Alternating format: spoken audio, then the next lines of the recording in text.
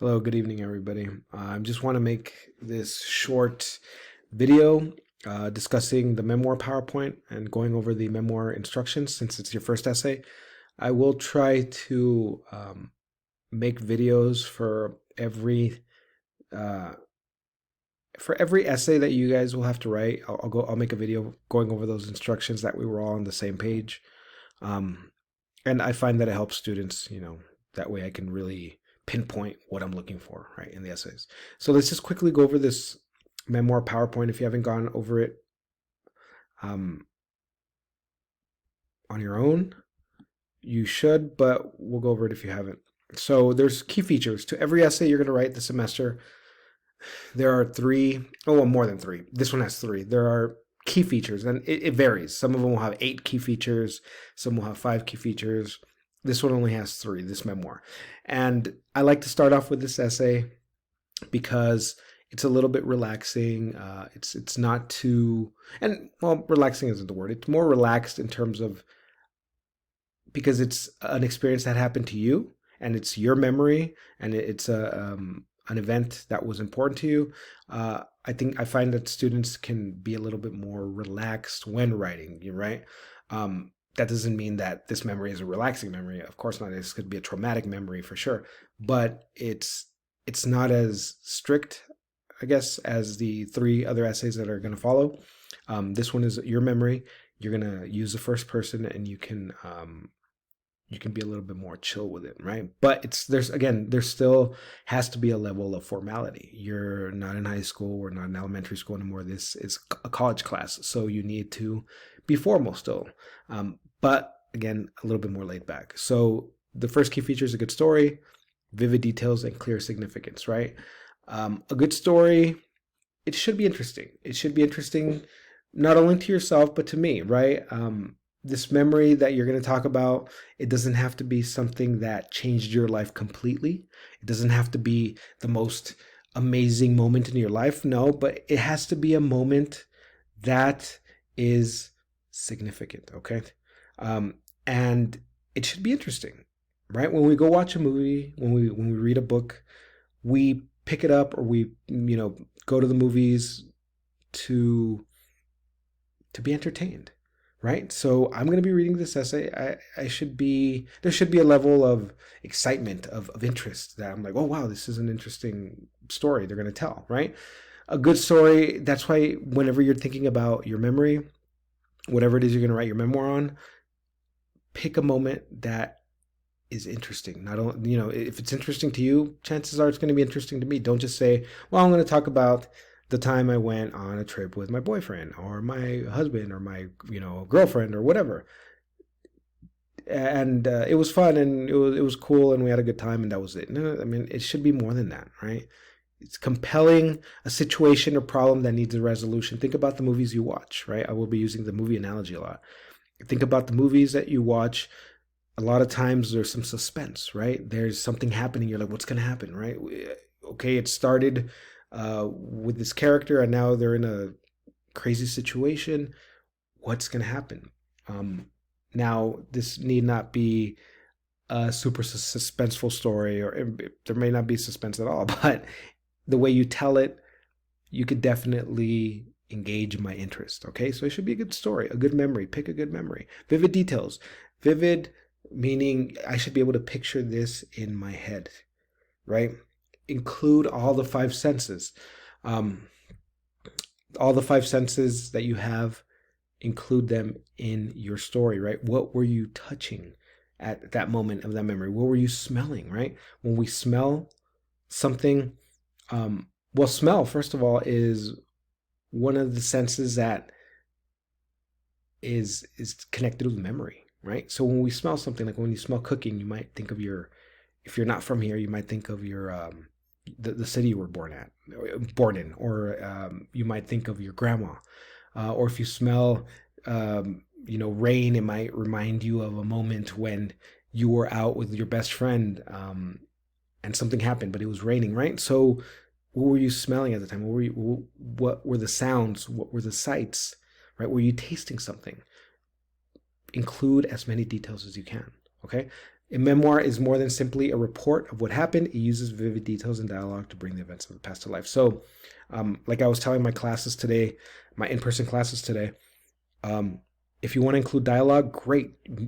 Chances are you're going to incorporate there's going to be another person involved in your memoir, in your memory. So include what they told you, right? Look up how to include dialogue. Maybe I'll upload something to Blackboard that will help you guys on how to write out dialogue, because some of you may be unfamiliar with that. So what were they talking about? What were you talking about? Include that conversation, especially if it's an important one, right? So vivid details, a clear significance. This is the most important part, guys. This memory should be significant. It should convey something about the significance of the subject. The memoir is not just a memory of you going to have pizza with your family, unless when you were having pizza, somebody broke in and they had a gun to your head and they stole all your money, and that moment changed you forever, right? That actually happened in one of my students' memoirs. He wrote about an experience when he was living in South America where they went to go have pizza, and then some people went into the place and shot it up. So it was scary for him, and he was terrified of going to restaurants for many years. So again, it should be not just this casual memory of going and hanging out. It should be something significant, a moment. Think about it this way: a memoir is not your entire life story. First of all, it's not going to be I was born in El Paso, and no. It's a moment, one moment in life that changed you, or that made you think of something, maybe in a different way, see something in a different light. It should also be a moment where you learn something about life. So it's significant. Remember that word, significance. Okay. So reveal something about what the incident means to you, and don't announce the significance. So don't tell me at the end of the story, the moral of this story is that I learned that you can't trust people, right? No, don't. That's cheesy. If you announce it, it's bad. Do not announce. Just like with thesis statements, when you're writing out your thesis statements, don't just announce what you're going to talk about. No, that's super cheesy. Just, it should be implied, and I should be able to get the significance, grasp that significance based on how you're telling me the story, okay? Now, a couple of topics for exploration. You could talk about a major life event, sure, a brief encounter with a remarkable person, right? Now, if you're going to write about this, make sure you keep the story about yourself and not about the other person, okay? Maybe the other person is kind of the focal point of the story, and they made you see something in a different light. Think of, I don't know how many of you guys have ever read the book Tuesdays with Maury. You probably have not, but that story, memoir, it's about hanging out with an older man, and he taught this guy things about life, right? He would go with him every Tuesday, and this old man would teach him a lesson about life. So the focal point really wasn't the character; it was more Maury, right? The older man teaching him these lessons, but still the guy was involved, and it was about his life too. So if you're going to talk about somebody, a remarkable person, don't make it so much about them. You can, but remember, you should still be involved in the story significantly, okay? A visit to a special place. Now with this one, guys, I get a lot of these. People want to talk about their time when they went to Disneyland or the beach, but what happens with that and when it gets complicated is when they're just describing, like, oh, I went to Disneyland and we got on this ride first and we got on that ride and then we ate churros and then I got on Pirates of the Caribbean and it was great, and then we went home and that was the end. That's not a memoir. That's just a journal entry about what you did on that day you went to Disneyland or the beach or to Europe or wherever, okay? If you're going to talk about visiting a special place, discuss why that moment was significant and why it changed maybe your perspective on things, right? It shouldn't just be a list of things you did and that's it, because you will get a low grade. It happens. That's not a memoir. That's just, again, a description of the place. A remarkable achievement. Lots of those stories definitely you can talk about. Failure is a great one. We all fail, right? We all fail in life, but that's how you learn. That's how you succeed, by failing. I succeeded, right? Because I learned how to fail. People do that. You fail, but then you go on to succeed afterwards. So you can write about that, sure. First love or friendship. Here's another one that people like to write about, especially young students, because they're very in love with their boyfriend or their girlfriend, and they want to write about them. Listen, if you want to do that, You can, but it should be more than just, I'm going to write about my boyfriend and my girlfriend and why they're great. That's not a memoir. It's just kind of a love letter to your boyfriend or your girlfriend. So, or your husband or your wife or whatever. It should be more than that. Again, it should be a moment, not just, this isn't a paper about writing about your boyfriend or girlfriend or husband or wife. It's about a moment in life that taught you something, right? So if you're going to write about this, be wary of falling into that trap, right? Just like visiting a special place where you want to just describe things. That's not really a memoir, okay? You should have descriptions, but it should be more than that. You can write about your hometown if you're not from here. It's a great one. You can write about your grandparents. I get a lot of those essays every semester because students, or some of them are very close to their grandparents, right? Loss of a family member, loss of a job, loss of child, whatever. You know what I mean? This is a really great topic for sure. Your first job or your major, your focus. Any one of those. There are a couple of other things you can write about for sure. Well, not a couple. There's many other things you can write about, but these are just a couple of possible topics that I wanted to include, okay? Consider the rhetorical situation. As with every essay you're going to write, you're going to need to consider the purpose. Or why are you trying to write? Why are you writing this story? What are you trying to convey? Why are you trying to talk about this moment to me, right? It shouldn't just be, the purpose shouldn't just be, I want to write it because it's a class requirement. I'm trying to get an A. No, I mean, that's part of it, but why are you telling me the story? Why should I care about this story, right? What's the purpose? Also, what is it? Who is the audience, right? Who's the audience? Obviously, it's me, but also think about your classmates. Pretend they're going to read your essay, okay? Why should they care? Is it important, right? Stance. Now, this is important too. What impression are you trying to give? Are you trying to be sincere? Are you trying to be serious? Are you trying to be humorous? Are you trying to be detached, self-critical? I get a lot of self-criticism in these memoirs, and that's fine. We all are self-critical for sure. But it's really up to you. If you want to be humorous, if you want to incorporate jokes, if you want to be funny, you can do that too.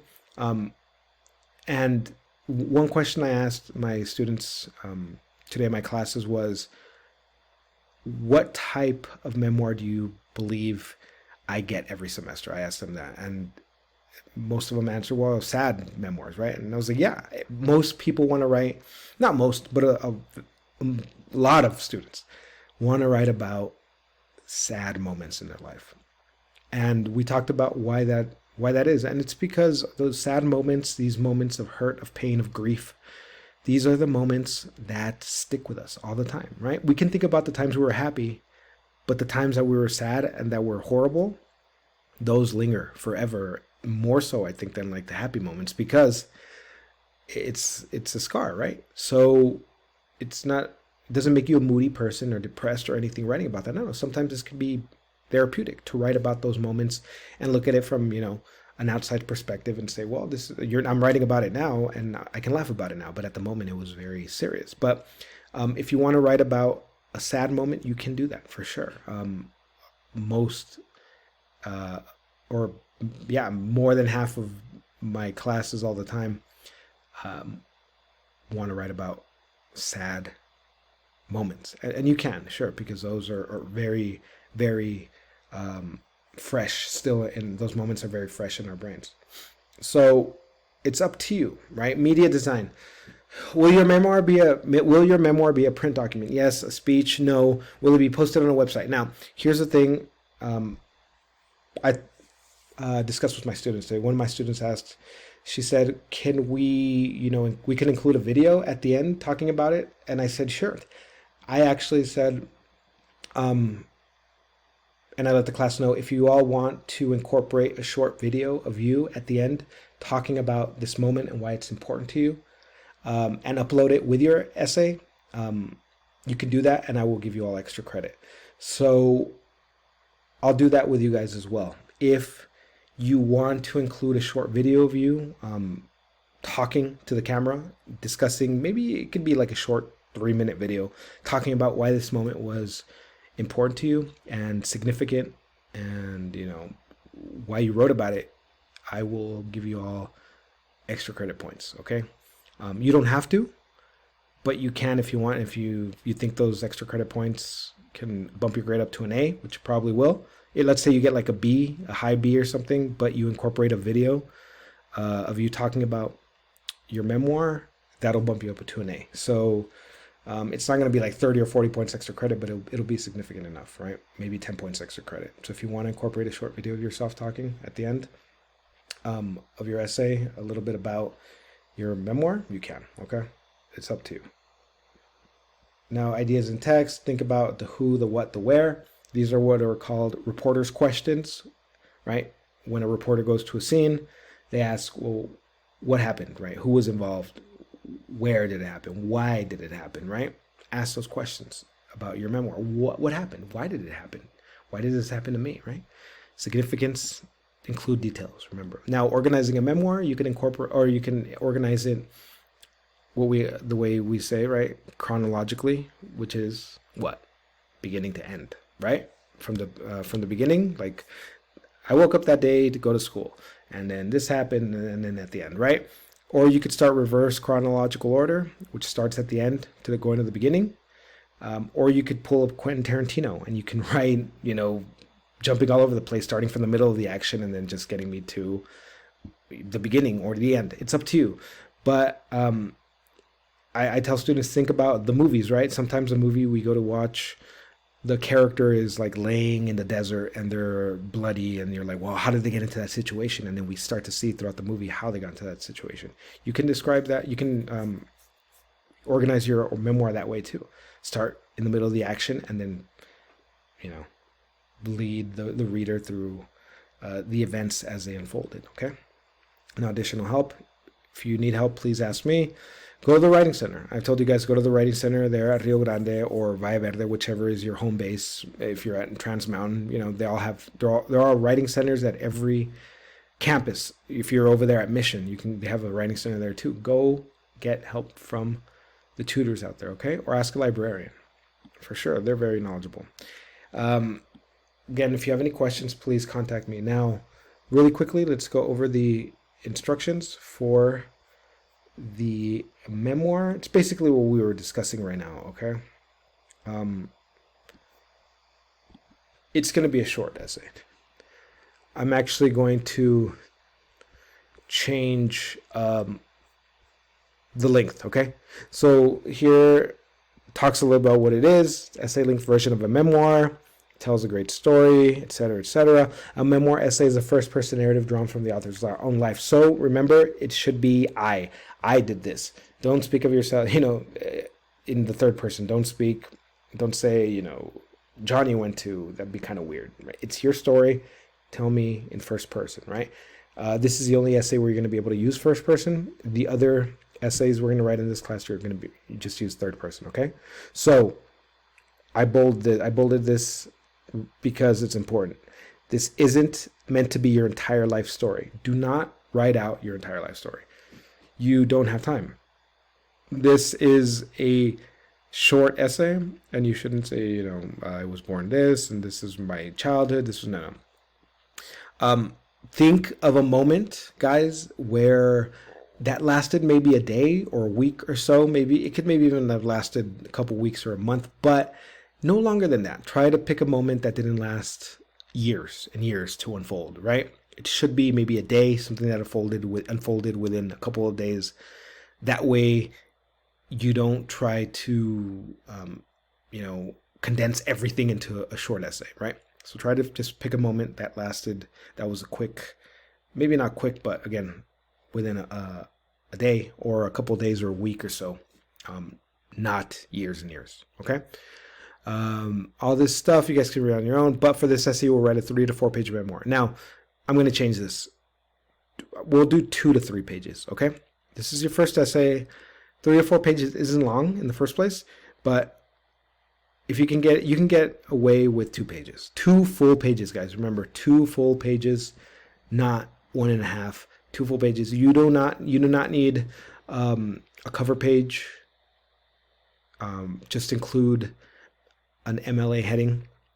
I'll change that up as well too. Include an MLA heading, which if you all should know already has your name on the top left hand side of the first page.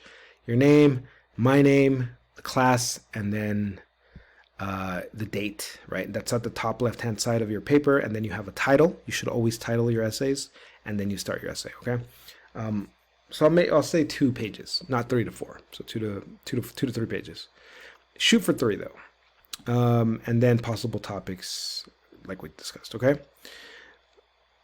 that's pretty much it, guys. I will make those changes right now. Actually, let's do that. I can do that real quick. Well, 2 to 3 pages. Okay. Please, if you all have any questions, you can meet with me during my office hours. Schedule a meeting with me, and we'll discuss that. You all have been doing some good work so far, keeping up with the deadlines. Just a quick reminder to when you're uploading your writing exercises, guys, please upload only Word documents and no SharePoints, no Google Docs. I think I posted that as an announcement, right? No Google Docs, no pages, none of that. Include or upload Microsoft Word documents, or write the stuff out in the text box whenever you're going to submit stuff. Because I have to ask for permission every time you upload a Google Doc or a SharePoint, or Pages doesn't even open on these computers. So please do that. And that's pretty much it, y'all. I will be in touch for sure. And again, if you have any questions about the first essay, this isn't due until October 1st. Okay, so you have time. You have time. Another thing too, lastly, whenever you submit your assignments, remember I said to give me about 7 to 10 days to grade everything, right?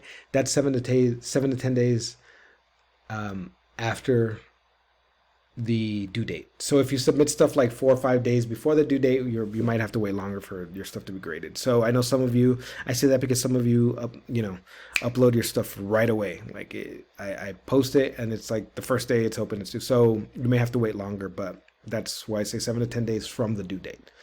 So take your time with these for sure. Everything's pretty much due always on a Sunday. Okay. And check out the memoir rubric on your own time. That way you could see everything I look for in the essay. Okay. I will talk to you guys soon, and have a good Monday. Take care, guys.